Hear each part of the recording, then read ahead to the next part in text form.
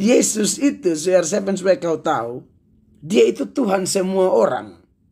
Semua orang yang pernah lahir di dunia ini, mulai dari Adam, manusia pertama, sampai manusia terakhir, kiamat nanti entah siapa itu dia, Tuhannya namanya Yesus.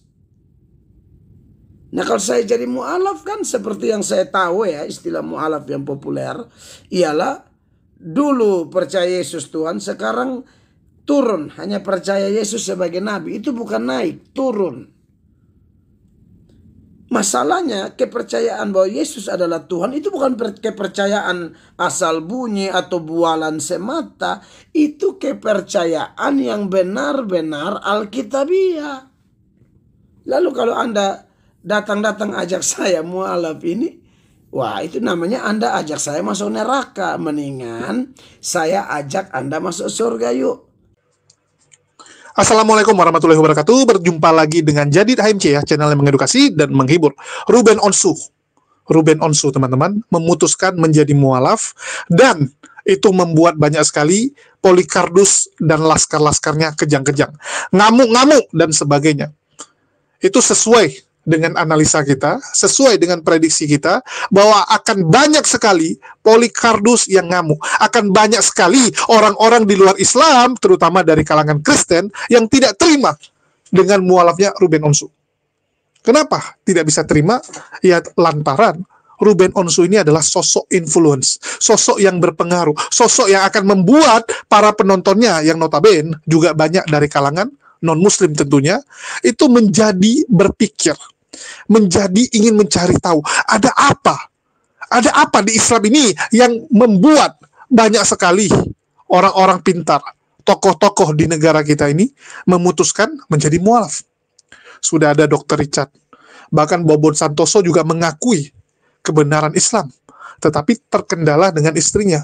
Begitu juga Denny Sumargo, yang mengakui Nabi Muhammad SAW adalah Nabi, tapi belum bisa melangkah karena kaki yang satu lagi masih terganjal, masih tertahan.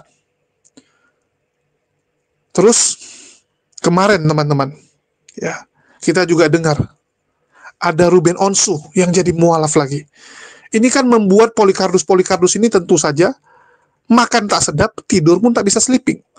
Karena makin banyak orang-orang yang mengajak saudara-saudara kita non-muslim untuk berpikir. Selama ini kan mereka bagaimana cara mendoktrin, membentengi saudara-saudara Kristennya agar jangan mau mengenal Islam. Mereka framing, mereka jelekkan Islam, mereka bangun benteng pemisah supaya orang Kristen tidak belajar Islam. Tapi dengan banyaknya mualaf, ini membuat akan banyak orang yang cari tahu Islam. Kita nggak pungkiri ya, stigma negatif kepada Islam itu sangat besar di kalangan orang-orang non-muslim. Silakan dicek. Coba tanya kepada orang-orang non-muslim, nonis di Indonesia, pandangan mereka tentang Islam. Kita bikin kayak survei ya, kayak survei Family 100 gitu. Apa yang terlintas di kepala kalian kalau kita bicara Islam? 3 tahun yang lalu saat saya survei, itu yang top surveinya ya, itu masih bom, poligami, ya, teroris, pedofil. Ngeri teman-teman. Jadi stigma negatif itu besar sekali, dan tentu saja itu bukan tanpa sebab. Bukan tanpa sebab. Nggak mungkin ucup-ucup orang negatif thinking kepada satu agama. Nggak mungkin. Pasti ada hasil ya dari pupuk yang terus ditambahkan, framing-framing yang terus disampaikan, propaganda yang terus disampaikan ulang-ulang kepada mereka dari kecil, sehingga orang-orang non-muslim ini punya pandangan negatif kepada Islam. Dan kita tahu tujuannya apa? Supaya mereka jangan mengenal Islam. Saya udah kasih perumpamaan dari dulu ya. Ini ibaratnya kita nakut-nakuti anak kita dengan mengatakan jangan keluar sampai malam. Kalau masih kecil dibilang nggak boleh pulang, nggak pulang sebelum maghrib. Ya, sebelum maghrib harus pulang. Karena kalau lewat maghrib banyak hantu, banyak pencuri anak-anak. Anak kecil ditakuti gitu. Nanti kamu diculik hantu kalau pulang malam.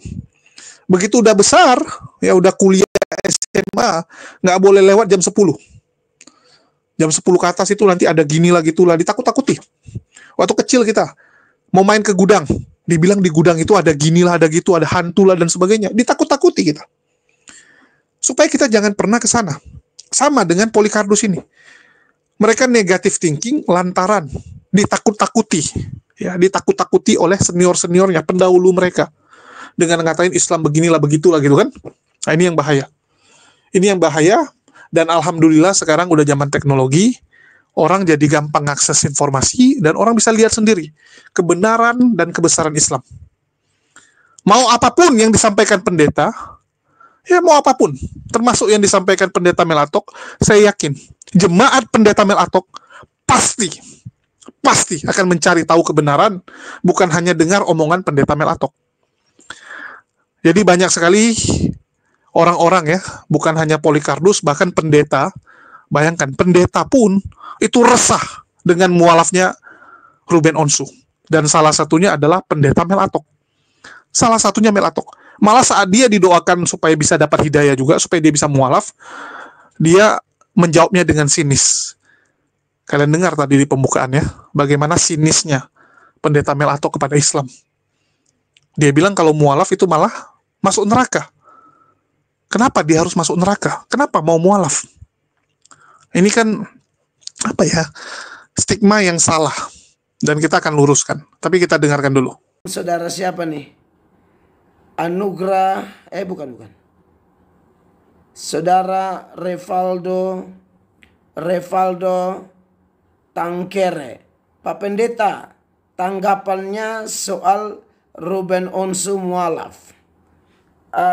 Tanggapan saya soal Ruben Onsu mualaf, saya sudah pernah di acara radio saya, orang tanya itu dan saya sudah jawab bahwa memang kalau di Indonesia kan punya kebebasan ya memeluk agama, jadi pasti Ruben Onsu punya alasan tersendiri untuk memilih agama apapun. Sebelumnya dia adalah Kristen dan yang menikahkan dia itu teman saya. Dia nikah di Bali dan mungkin ada masalah rumah tangga dan lain sebagainya hari ini. Tapi saya tidak tahu, saya tidak berani masuk lebih dalam mencampuri urusan pribadi orang.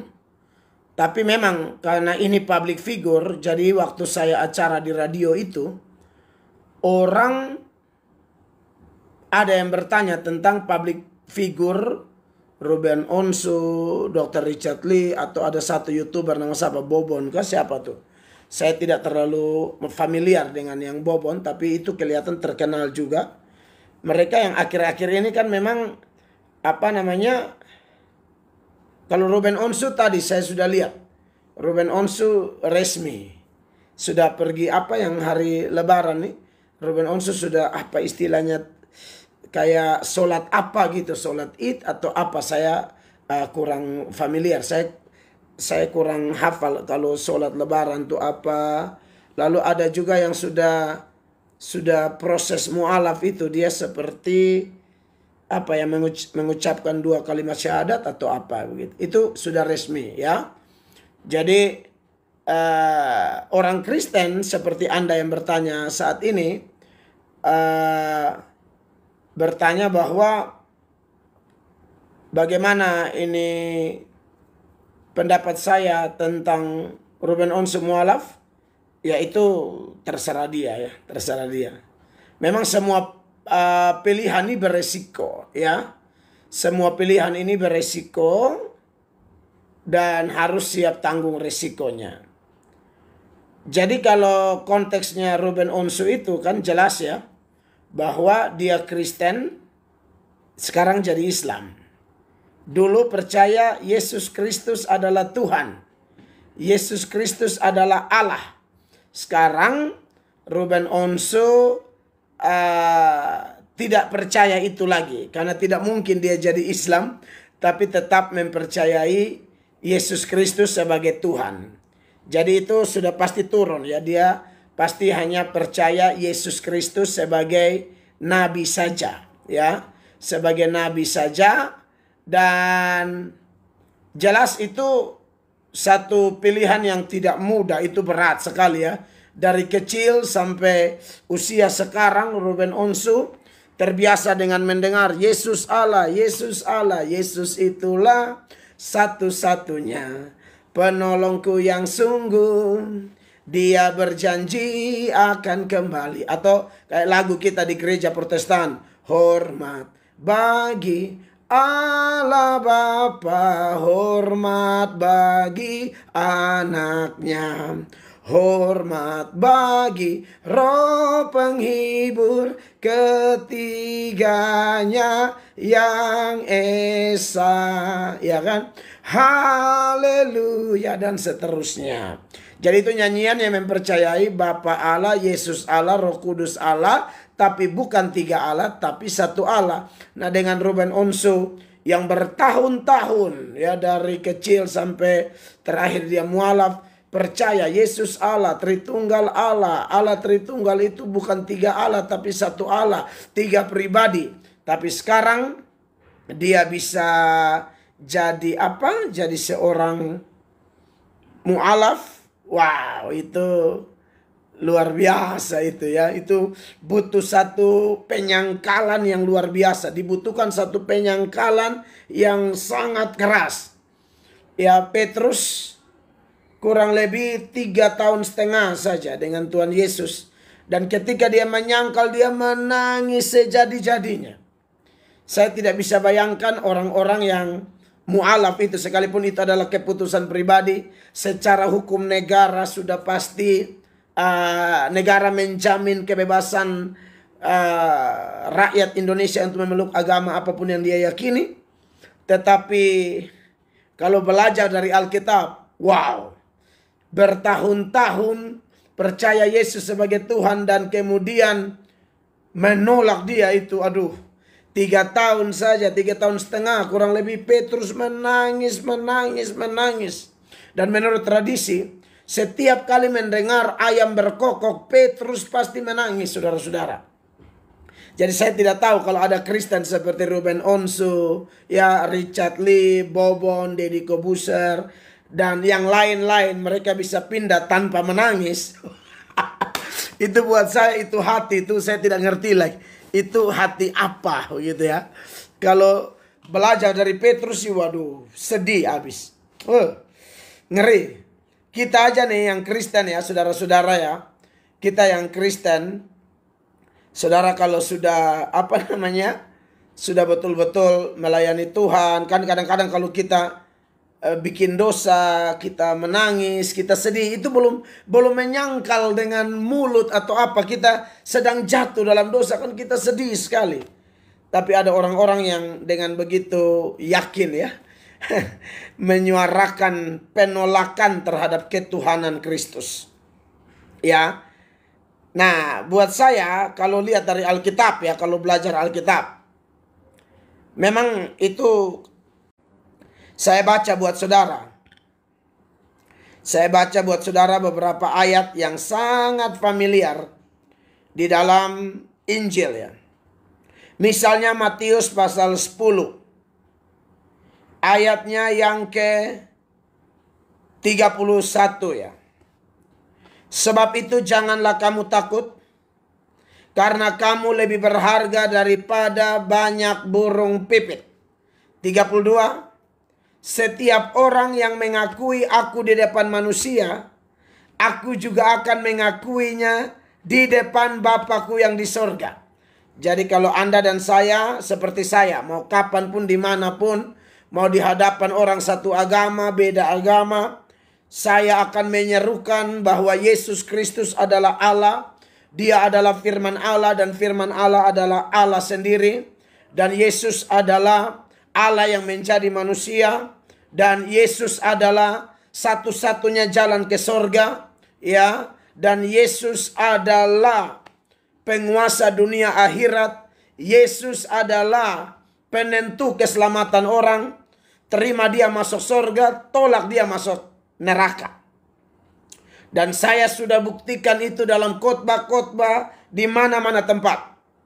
Bahkan ketika berkhotbah di depan pemerintah. Saya pernah khotbah di depan menteri yang bukan Kristen, ya, dan pejabat-pejabat mau tingkat nasional maupun daerah. Saya pernah diizinkan Allah menyampaikan firman Allah, dan bagi saya itu satu kesempatan untuk membuktikan bahwa penghormatan kepada Kristus Yesus sebagai Tuhan itu jauh lebih daripada siapapun, orang terkenal sehebat apapun, tetap Yesus Kristus adalah penguasa dunia akhirat.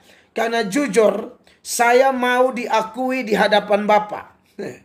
Sebab ini ayat bilang begini, Matius 10 ayat 32. Setiap orang yang mengakui aku di depan manusia, aku juga akan mengakuinya di depan Bapakku yang di sorga.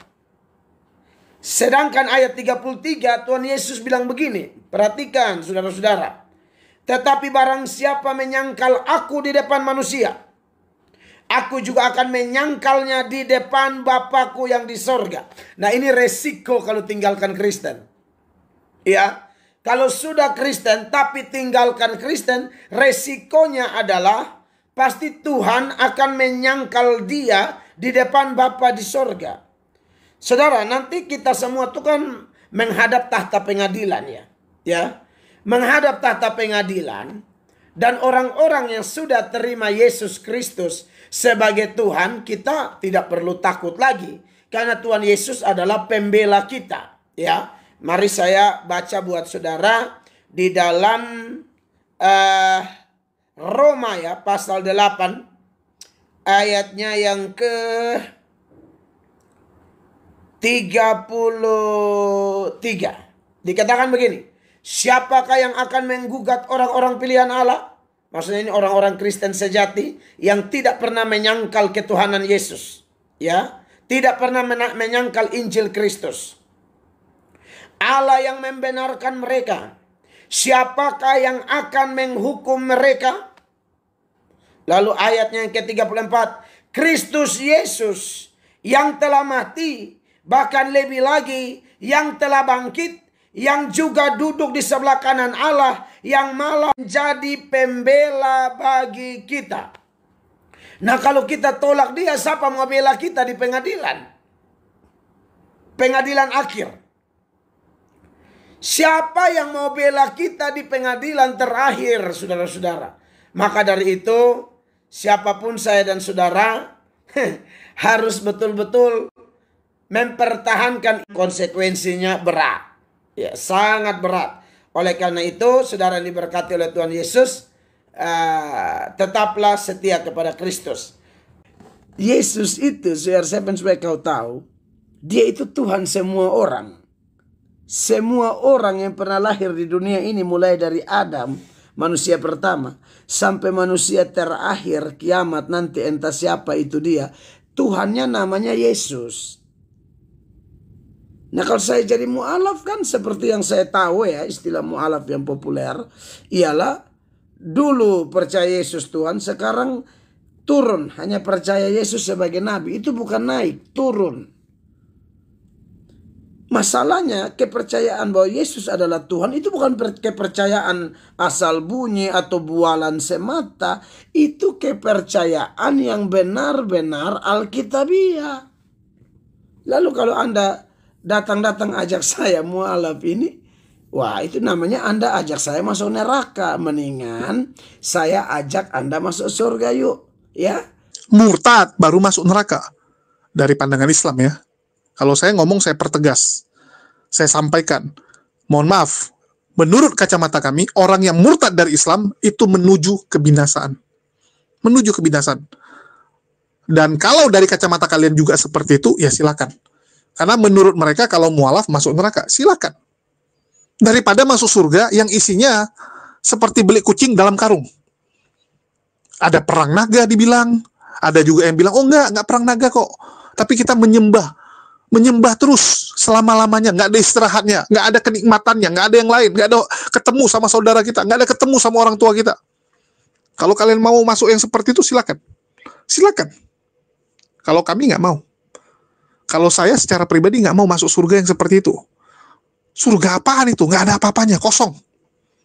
Ya, mending jadi orang gila saja gitu, udah lupa ingatan, lupa semua gitu kan, karena di sana nggak ada lagi ingatan kita, nggak ada lagi kita jumpa sama orang, nggak ada lagi diri kita, udah kayak robot kita. Jadi kita diprogram hanya untuk menyembah selamanya. Ngeri teman-teman. Ya, itu udah ibaratnya kita jadi robot, diprogram jadi robot.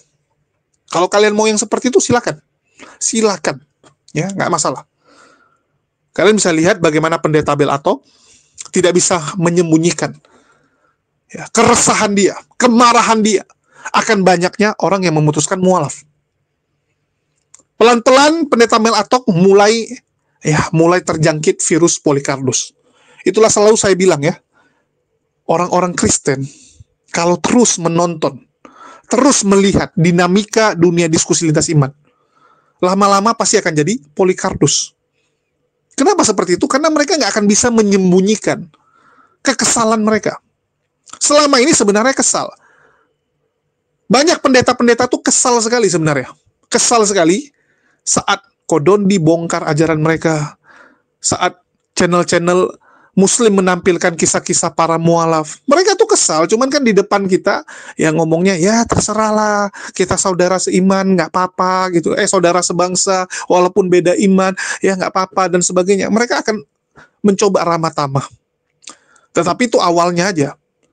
Di dalam hatinya tuh udah kesal. Di dalam hatinya kesal sekali. Itulah saya bilang, mending jangan jumpa. Kita manusia itu pasti emosi naik turun. Kayak ini Melato ya, mungkin lagi bad mood karena jemaatnya tambah sepi, ya mungkin persembahannya berkurang sekarang, sehingga dia mulai emosian, mulai emosian. Dia nggak bisa lagi sembunyikan kekesalan dia akan banyaknya orang yang mualaf. Karena dia melihat ini kok dibongkar-bongkar terus ajaran kita kan. Channel mana-mana, wah bongkar ajaran mereka. Itulah kemarin dia bilang, dia sangat mendukung yang namanya Edis. Ya, karena Edis bisa menghujat agama Islam. Kalau mereka kan nggak mungkin menghujat. Apalagi pendeta, teman-teman. Ya, pendeta seperti Melato nggak mungkin menghujat Islam, tapi mungkin dia pingin. Ada rasa pingin, tapi nggak bisa. Jadi begitu ada orang seperti Edis, ya dia senang sekali.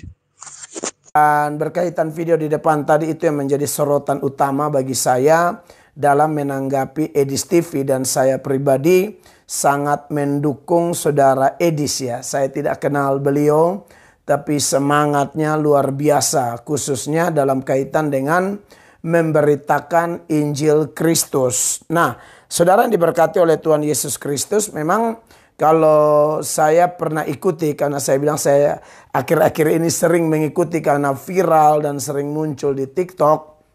Saya melihat Edis ini, saudara-saudara, memang tujuan dia bikin video dalam salah satu VT-nya dia atau live-nya dia, dalam diskusinya dia dengan kawan-kawan Islam itu, memang dia salah satu tujuannya adalah dia mau menyuarakan semacam keadilan begitu. Karena adanya orang-orang yang sering sekali menyerang kitab sucinya Kristen. Kalau Kristen sih biasa-biasa saja, aman-aman saja. Karena memang dari dulu, dari Adam dan Hawa juga setan sudah pakai ular menyerang firman di dalam Kejadian pasal 3 ayat 1 sampai 5, ya kan? Menyerang Allah, menyerang firman, membodohi manusia, tipu daya dan lain sebagainya. Jadi buat saya pribadi atau orang-orang Kristen atau mayoritas pembela iman itu biasa-biasa saja, karena memang kita sudah sering diganggu oleh setan dan alat-alatnya. Tetapi konteks Indonesia memang agak lebih ini ya, karena Kristen mungkin sedikit dan lain sebagainya, minoritas, dianggap minoritas. Saya tidak tahu perkembangan terakhir jumlah Kristen seperti apa, tapi masih diberikan label minor gitu. Jadi orang-orang seperti Edis tuh dianggap bisa mewakili mereka kan. Dia senang. Pelan-pelan semua orang akan jadi Polycarpus kok. Ini lucu. Ya. Yang lebih lucu, dia bilang apa? Adam saja itu percaya Yesus Tuhan. Lawak. Sejak kapan Adam percaya Yesus Tuhan? Aduh, mati kita. Mampus kita, teman-teman. Kacau. Mamanya saja, Bunda Maria, pernah nggak mengimani bahwa Yesus adalah Sang Pencipta? Nggak pernah. Nggak pernah mengimani bahwa Yesus adalah Tuhan. Loh, enggak kok. Maria mengaku Yesus Tuhan loh. Buktinya Maria cemas. Buktinya Maria ya itu panik saat anaknya hilang waktu kecil. Udah remaja lah ya. Bukan kecil lagi, masih panik. Coba kita bandingkan gini. Kamu punya anak, anakmu sekarang tentara. Atau anakmu ini orang yang hebat. Kita masih panik nggak kalau anak kita hilang? Enggak, kita yang hilang. Orang tua yang hilang. Waktu kamu kecil, kamu ke mall, kalau kamu berpisah dengan ibumu, yang hilang itu anaknya. Tapi kalau sekarang anaknya udah besar, kamu ke mall, ya, anaknya umur 30-an, mamanya udah umur 60 misalnya, berpisah. Siapa yang hilang? Anaknya yang hilang atau mamanya yang hilang? Mamanya yang hilang. Kenapa? Karena anaknya dianggap lebih mampu dah. Lebih mampu menjaga dirinya dibandingkan mamanya. Jadi mamanya yang hilang. Waktu kecil kebalikan. Kalau kita sama Tuhan, masa Tuhan yang hilang? Masa kita takut Tuhan ada apa-apa? Ya, kan kita takut dengan orang yang kita cintai itu kalau dia hilang. Begitu juga dengan Bunda Maria. Kalau dia tahu Yesus itu Tuhan, ya biarkan aja, nanti dia balik sendiri kok. Dia Tuhan, ngapain kita cemasin? Hanya orang gila, ya hanya orang gila yang mencemasin nasibnya Tuhan. Betul nggak? Hanya orang gila. Masa Tuhan dicemasin? Terbalik-balik kalian ya. Tentu saja Tuhan yang paling bisa diandalkan. Nggak ada manusia yang mencemaskan Tuhan. Nggak ada, teman-teman. Tapi ya kita bisa bilang Mel Atok ini kan lagi galau. Karena efek di bulan Ramadan ini luar biasa sekali. Banyak sekali orang mualaf. Dan tentu saja itu akan membuat yang lain ke-trigger. Pasti yang lain akan ke-trigger. Selin Evangelista juga mualaf. Waduh, kacau nih teman-teman mereka. Ya, bisa tutup nanti. Udah sekarang persaingan antar mereka lagi panas-panasnya.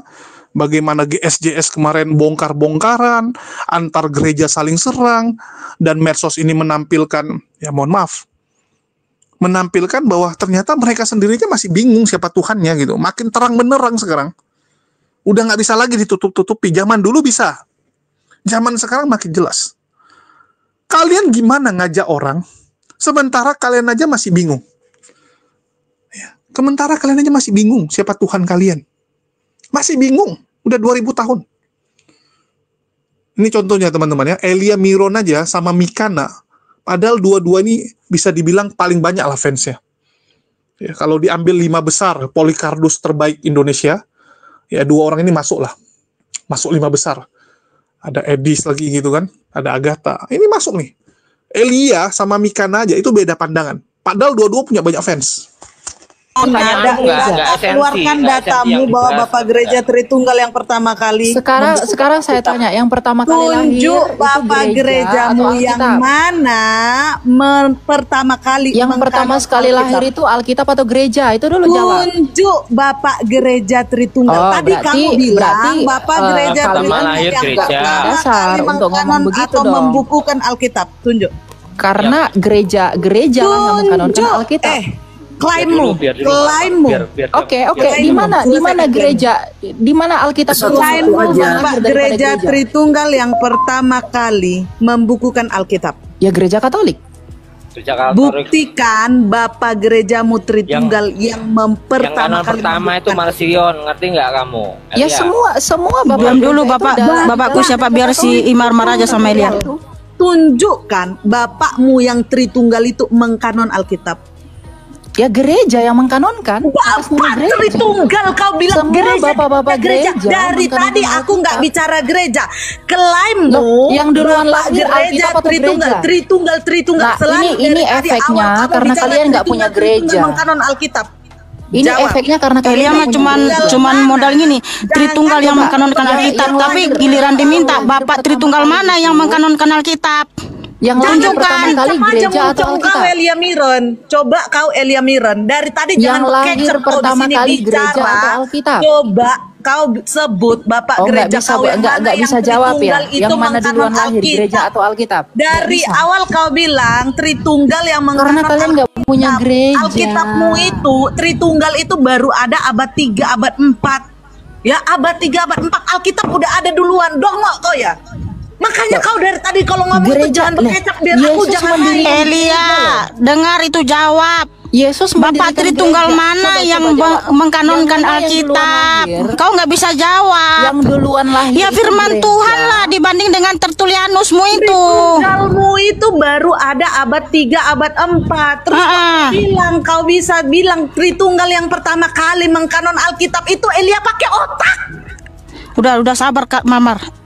Sabar Eda, sabar. Nah, nggak usah ini. Sabar. Iya, kau pakai otak kalau bicara gitu. Emang. Aku iya. Itu mulutnya kotor-kotor teman-teman. Karena ajarannya bidat teman-teman. Kecap-kecap sesimpel ini ya, dari buahnya lah kita. Udah. Kau tunjuk. Emang buahmu udah baik Elia. Jadi begini.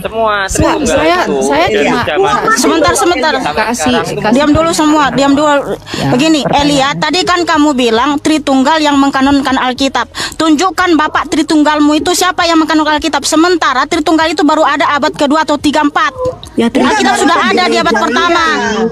Gereja itulah Tritunggal itu juga baru konsep. Gereja yang melahirkan paham Tritunggal itu.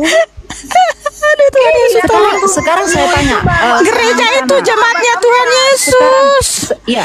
Matius 16:18 Tuhan Yesus berfirman, "Aku akan mendirikan gerejaku dan alam maut tidak akan menguasainya."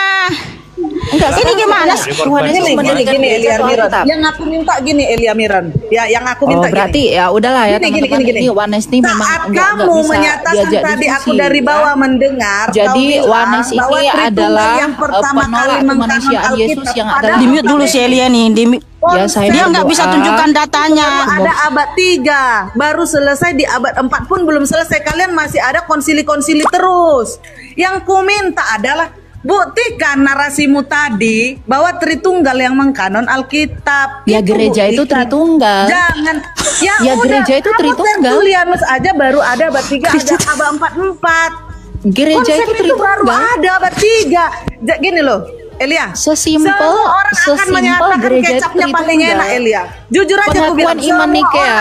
Pengakuan iman Nikea Konstantinopel. Gini, sekarang saya tanya sama Tuntung itu baru ada abad kedua, 3, 4. Dari tadi saya nggak ngomong. Sekarang kan gini Elia, tadi kamu mengklaim Tritunggal yang mengkanon Alkitab. Tunjukkan bapakmu Tritunggal itu yang mana? Sedangkan Tritunggal baru ada Atanasius saja abad ketiga, keempat. Aduh Tuhan. Dengar. Sedangkan Alkitab di abad pertama sudah jawab ada. Jawab dulu. Pengakuan iman Nikea itu Konstantinopel tahun 325 bukan? Alkitab dikanonkan tahun 390. Jadi duluan nih pertama konsili Nikea berarti Alkitabmu abad 1 udah nggak ada lah ya kau aku Elia. Atanasius Bapak Gereja Tritunggal melakukan konsili tahun 325 tentang Tritunggal. Iya, berarti lalu Alkitab itu baru dikanon tahun 390 di Kartago. Iya, berarti Alkitabmu nggak ada di abad 1. Iya, kan belum dikanonkan jadi Alkitab. Dikanonkan belum menjadi Alkitab. Bantah saya, coba bantah saya. Bapak Gereja Tritunggal itu adalah Atanasius tahun 325. Yang kutanya, Alkitab baru dikanonkan di Kartago tahun 390. Pakai telinga. Coba Mikana, coba jawab ini. Gimana? Dengar pertanyaanku. Sekarang Bapak Gereja Wanes siapa? Jawab pertanyaanku. Bapak Gereja Wanes Marmar itu siapa? Bapak gereja kami Tuhan Yesus, Elia. Bapak gereja karena pendiri gereja itu Tuhan Yesus. Matius 16:18. Tunjukkan Bapak gereja kami Tuhan Yesus Kristus, bukan Atanasius di abad ketiga. Sebelum Alkitab. Sebentar dulu, satu-satu dengar dulu Elia. Elia, kamu kan tanya Bapak kami siapa? Bapak kami itu Tuhan Yesus, dialah pendiri gereja. Matius 16:18. Aku akan mendirikan gerejaku. Makanya dialah Bapak kita. Berarti yang lebih duluan didirikan gereja kan? Ya kan? Iya, kita umatnya, jemaatnya. Makanya Bapak gereja itu Tuhan Yesus, bukan Atanasius yang kamu klaim bapakmu. Kamu bangga menyebut Atanasius Bapak gerejamu, tapi kamu nggak mau memanggil Tuhan Yesus bapakmu. Kan kocak kamu itu. Melakukan konsili yang kemudian tahun 39. Kamulah orang yang paling terlucu di dunia ini. Pendiri gereja itu Tuhan Yesus, tapi kau bangga memanggil Atanasius bapakmu, tapi memanggil Tuhan Yesus bapak nggak mau. Kan kamu lucu. Aduh Tuhan Yesus tolong, bukalah mata rohani mereka. Bukan sang ya Allah itu ya Bapa. Allah itu ya Bapa. Firmannya Bapa. Siapa? Ya atuh. Roh Kudus rohnya Bapa. Alkitabmu ini dulu Elia. Roh Kudus itu rohnya Tuhan Yesus ya, dialah Bapa itu sendiri. Di kanon oleh Bapa Tritunggal di tahun berapa dan oleh siapa? Tahun Itu dulu 390 selesaikan oleh supaya- Athanasius. Oke. Mana Berarti datanya? lebih duluan Marsion mengkanon Alkitab di tahun 140 Masehi. Mana kanon Marsion? Mana kanon Marsion? Loh, kanon Marsion ada. Yang mana? Itulah Coba yang tunjukin, pertama tunjukin. kali Tunjukin kanon Marsion. namanya Marsion dari Atas Sinope. dasar konsili apa? Di Itu konsili sesuai di konsili sejarah. keberapa Marsion Marsion dikanonkan? dari Bagaimana? Sinope, Athanasius. seorang pemimpin Kristen Konsili pertama konsilinya Marsion di mana? Pertama kali. Jadi teman-teman, pengkanonan Mar Mikana ini adalah penghujat gereja. Di mute dulu si Elia ini Tasya. Ajaran gereja. Kamu yang menghujat Tuhan Yesus, memanggil Tuhan Yesus Bapa, kamu nggak mau, tapi memanggil Athanasius Bapa Jadi kamu saya bangga. berdoa semoga kalian menghormati para rasul. Doamu bapak-bapak kepada gereja tiga yang telah Tuhan. merumuskan iman. Tuhan mengasihani Tiga kalian. Tuhan. Dan Aduh, nggak usah kau kalian bawa-bawa dalam Tuhan Yesus lah, kerajaan. tapi kamu nggak mau memanggil Tuhan Yesus Bapa. Pelan-pelan ya, Amin. kita diskusi ya. Saya moderasi boleh ya? Bawa Ya. Tuhan Yesus tapi nggak mau manggil Tuhan Yesus Bapa. Kan lucu. Kenapa lari? Dia memanggil Athanasius Bapak gereja, ya kan? Memanggil Tuhan Yesus Bapak nggak mau, kan lucu loh teman-teman. Bapak kita itu Tuhan Yesus, dia Bapak gereja kita, bukan Athanasius. Pendiri gereja itu Tuhan Yesus. Baru bicara dua kata. Udah dikasih tahu yang sama si Marmar juga, ya. Yang mengkanon Alkitab pertama sekali bukan Tritunggal. Mereka tuh hanya klaim sepihak. Tertulianus saja yang mencetuskan Tritunggal di abad kedua. Udah dia buang doktrinnya. Dia mau Datang tanya Athanasius konsili. dipungut sama Athanasius dipungut di abad ketiga 325 ya. Dibikin konsili sampai 7 kali bikin konsili Tritunggal. Dan siapa yang tidak mau mengikuti tuntung dibun-bun sama mereka. Ada lebih dari 50 juta umat manusia di zaman abad ke-3 sampai ke-7 itu 50 juta dibumbun sama tuntung. Karena apa? Roh tuntung itu dia antikristus sejati. Makanya coba kau berteman sama Tritunggal. Ya, energi mereka itu sangat kuat, energi roh antikristus. Itulah kenapa mereka sampai bumbun, ya. Umat manusia di dunia ini ada 50 juta. Sampai sekarang apa yang mereka lakukan?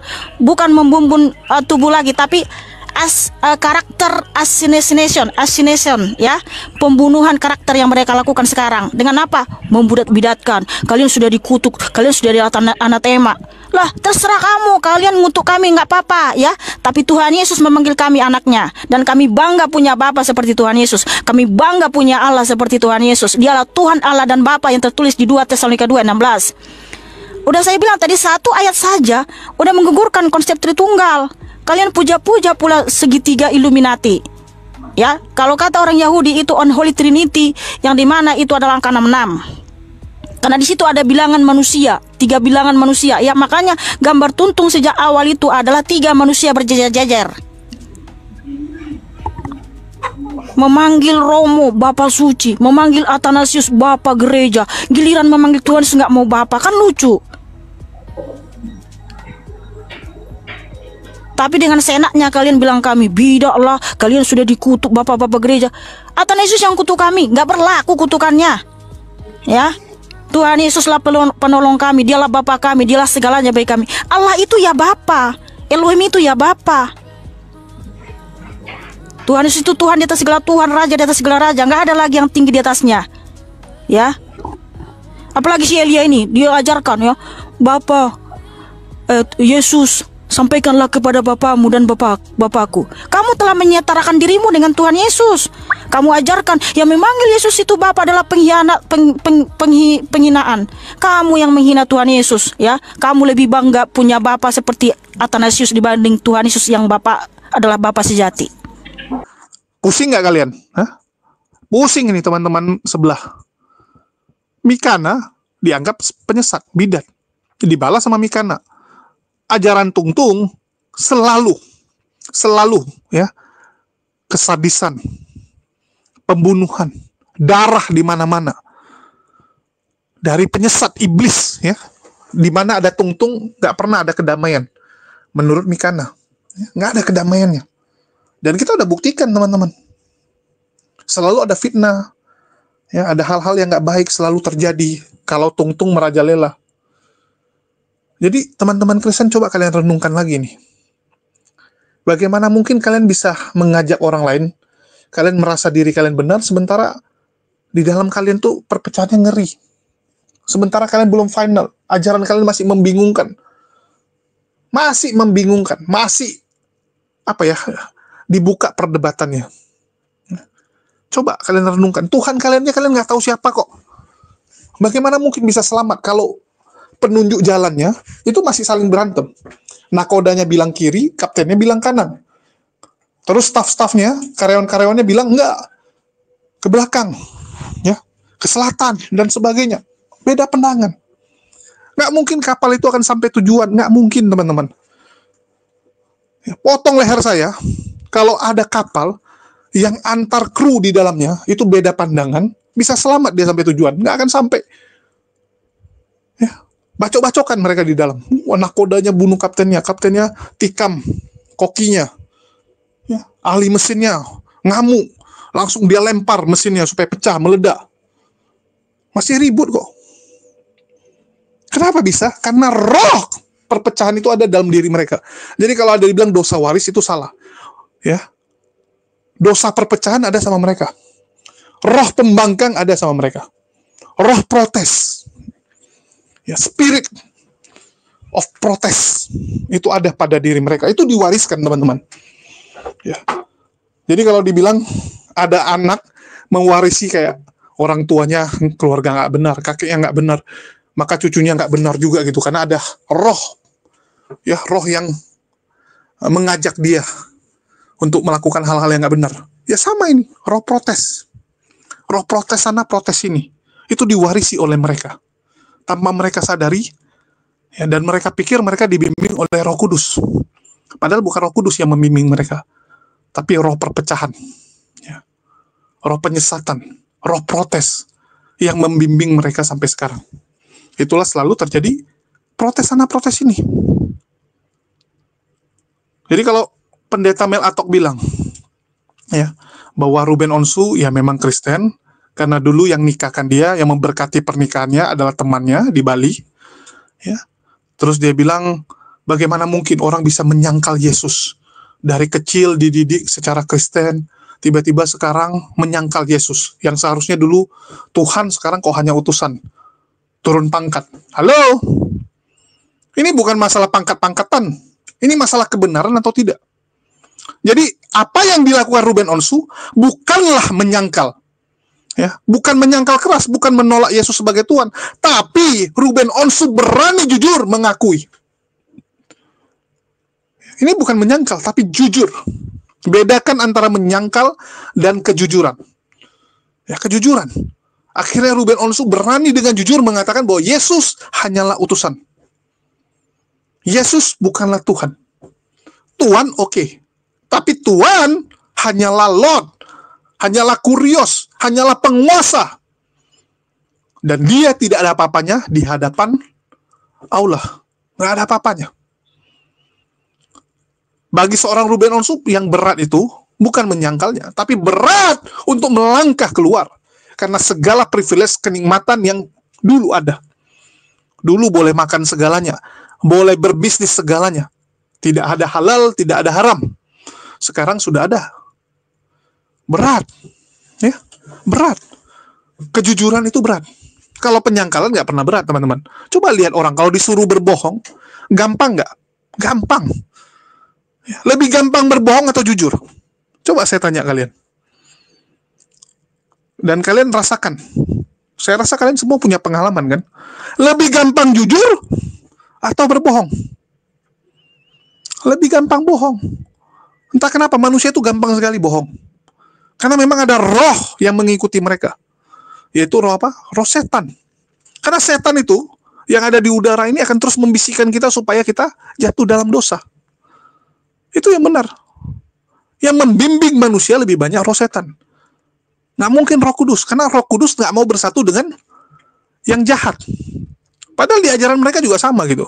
Mereka bilang nggak mungkin Roh Kudus mau tinggal ya di dalam diri orang yang suka berbuat cabul, berbuat jahat. Nggak mungkin, Roh Kudus nggak mau yang seperti itu. Jadi bagaimana mungkin Roh Kudus hinggap di dalam diri kalian? Nggak mungkin, teman-teman. Nggak mungkin. Siapa yang nggak buat salah? Mel Atok. Saya berani jamin ada banyak kesalahan yang dia lakukan. Paus sekalipun. Ya, Paus sekalipun, catatan sejarah membuktikan. Banyak sekali hal-hal negatif yang dilakukan oleh Paus. Jadi di mana Roh Kudusnya? Coba kalian pikirkan. Ya. Ruben Onsu dengan berat akhirnya berani melangkah untuk jujur. Itu, jujurnya. Ya. Yang menyangkal itu kalian.